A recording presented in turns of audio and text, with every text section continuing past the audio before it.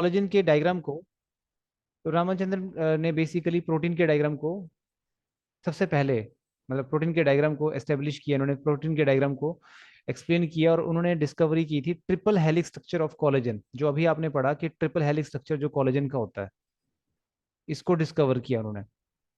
और अभी हमने पढ़ा कि ट्रिपल हेलिक्स जो कोलेजन स्ट्रक्चर होता है, उसमें तीन पॉलीपेप्टाइड आपस में जुड़ती हैं with the help of intermolecular hydrogen bonding, और एक स्पेशल लॉकिंग इफेक्ट आपको देखने को मिलता है किसके बीच में, प्रोलीन एंड हाइड्रोक्सीप्रोलीन के बीच में, जिसकी वजह से आपका कोलेजन का जो ट्रिपल हेलिक्स स्ट्रक्चर है वो बहुत ज्यादा स्टेबल हो जाता है, मजबूत हो जाता है, और स्ट्रेचिंग के लिए भी रेजिस्टेंस हो जाता है, रेजिस्टेबल हो जाता है।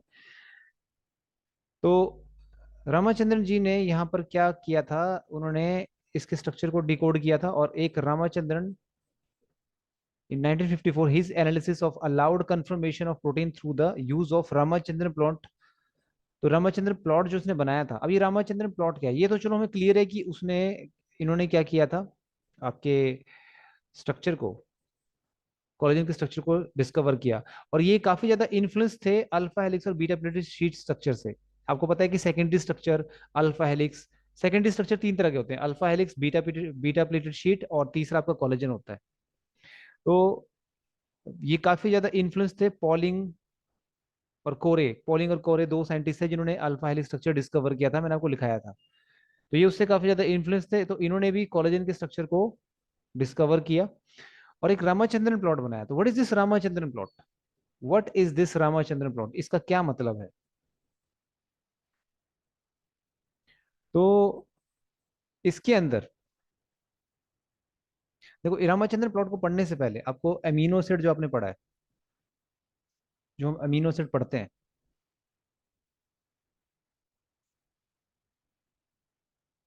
जब भी कोई बॉन्ड बनता है तो हर एक बॉन्ड बनने के बीच में हर एक बॉन्ड का एक पर्टिकुलर एंगल होता है, हर एक बॉन्ड का एक पर्टिकुलर एंगल होता है। तो अगर आप ध्यान से यहाँ देखें स्ट्रक्चर को, यहाँ पे ये अमीनो एसिड का स्ट्रक्चर है, आपको पता ही है।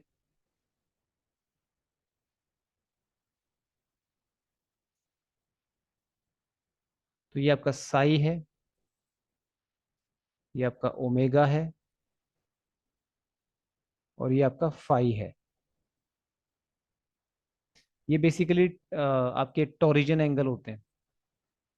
बॉन्ड जब भी बनता है तो उसका एक एंगल होता है।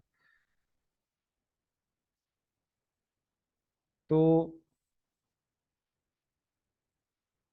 यहाँ पर ये वाला जो एंगल है इसको हम साई बोलते हैं, और ये वाला एंगल है इसको हम क्या बोलते हैं, फाई, और जो ये वाला है इसको हम क्या बोलते हैं, ओमेगा। तो यहाँ पर जो रोटेशन है बॉन्ड की वो रिजिड है, मतलब बहुत लिमिटेड है,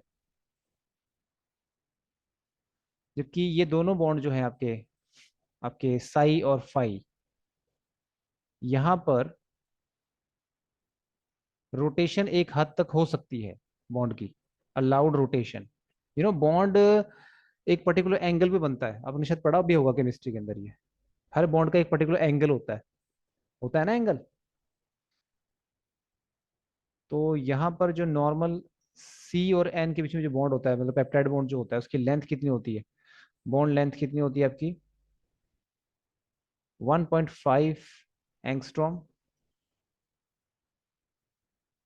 और peptide C N, peptide bond जो होता है अपना, उसमें सी एन बॉन्ड लेंथ कितनी होती है, स्लाइटली थोड़ी सी ज्यादा होती है, 1.55 एंगस्ट्रॉम।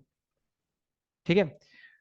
तो ये हम बात कर क्या रहे हैं, ये साई फाई ये ओमेगा ये है क्या, बेसिकली ये वही मैंने आपको बताना है, इसको क्लियर करना है।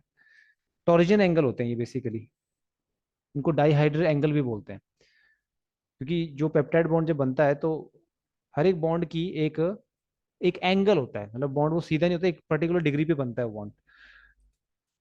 तो आपने यहाँ लिखना है कि peptide bond has partial double character, partial double bond character, peptide bond में पार्शियल डबल बॉन्ड करेक्टर होता है,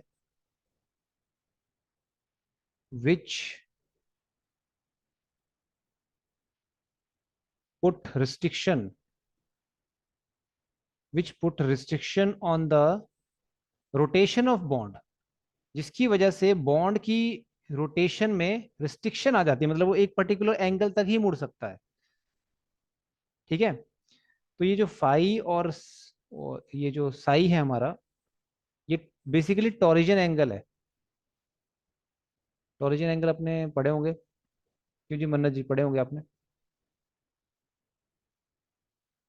यस सर। डायहाइड्रल एंगल है ये, डायहाइड्रल एंगल भी बोलते हैं इसको हम। तो इनकी जो वैल्यू होती है, they have the value of plus 80 degree and -180 degree, इसकी वैल्यू होती है बेसिकली। मतलब कितने एंगल तक कोई बॉन्ड मुड़ सकता है। बट क्योंकि पेप्टाइड बॉन्ड में पार्शियल डबल बॉन्ड करेक्टर होता है, तो यहाँ पे बॉन्ड की जो रोटेशन होती है वो एक हद तक ही हो सकती है।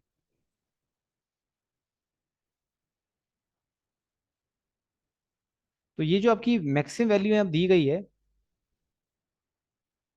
But within this range, इसी रेंज के अंदर अंदर मैनी वैल्यूज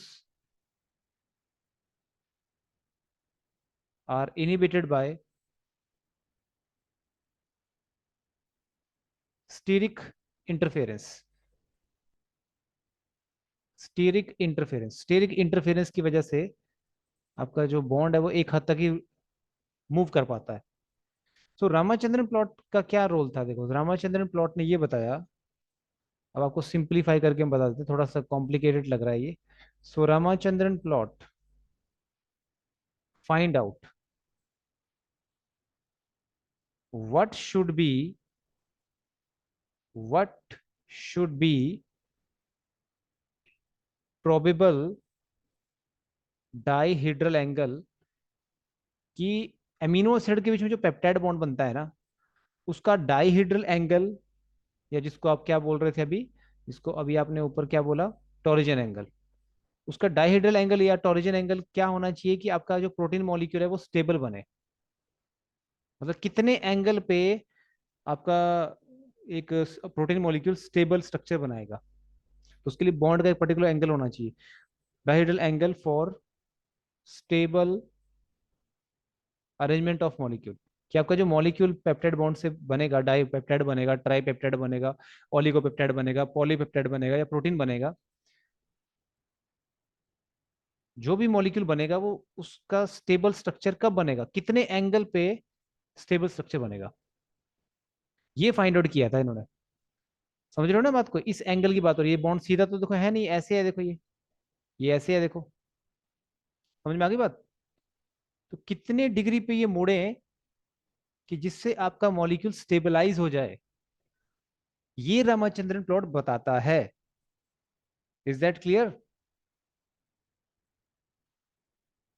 और नीट 2019 में इसका क्वेश्चन आ चुका है already.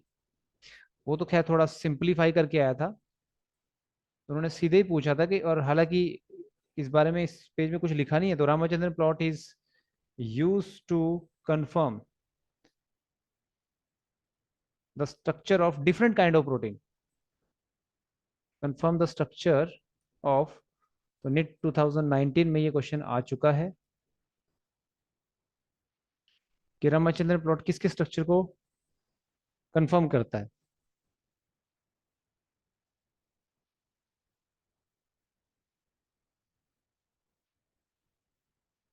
Try अकाइल glyceride, D, DNA. तो ये डिफरेंट डिफरेंट प्रोटीन के लिए अलग अलग टॉरिजन एंगल होता है। ठीक है, मतलब जिस टॉरिजन एंगल पे या डाइहेड्रल एंगल पे मॉलिक्यूल स्टेबलाइज हो जाए, उसको फाइंड आउट करता है Ramachandran plot. Is that clear. हालांकि जो अब हाई लेवल पे आप जाओगे रामाचंद्रन प्लॉट को पढ़ने के लिए, तो काफी कॉम्प्लिकेटेड है वो, बट सिंपल भाषा में आपको हमने समझा दिया है कि रामाचंद्रन प्लॉट क्या फाइंड आउट करता है। ये फाइंड आउट करता है टॉरिजन एंगल, जिस टॉरिजन एंगल पे आपका प्रोटीन मॉलिक्यूल स्टेबलाइज हो जाए। ठीक है, तो इसका आंसर क्या आएगा, what will be the answer, option B. ठीक है, तो ये आपका ये वीडियो थी, इसके ऊपर हर एक साइंटिस्ट के बारे में आपको पढ़ना जरूरी है किसी भी साइंटिस्ट के ऊपर नेट में क्वेश्चन आता है, पहले ही यूनिट का साइंटिस्ट जो मैंने आपको पढ़ाया था उसमें भी नीट का क्वेश्चन आ चुका है, और इस पे भी आ चुका है। तो याद रखिए, ये साइंटिस्ट हमारी यूनिट का ही पार्ट होते हैं, ये यूनिट से अलग नहीं होते। तो इनका, इन साइंटिस्ट का रिलेशन किससे है? कोलेजन से है। कोलेजन का स्ट्रक्चर इन्होंने डिस्कवर किया था, और उसके बाद इन्होंने ये भी बताया दुनिया को कि किसी भी प्रोटीन मॉलिक्यूल को स्टेबल होने के लिए उसके अंदर जो टॉरिजन एंगल होते हैं, उसके पेप्टाइड बॉन्ड में जो टॉरिजन एंगल होते हैं वो भी एक पर्टिकुलर एंगल पे होने चाहिए, ताकि मॉलिक्यूल को वो स्टेबलाइज कर दें। ठीक है बच्चों, थैंक यू वेरी मच।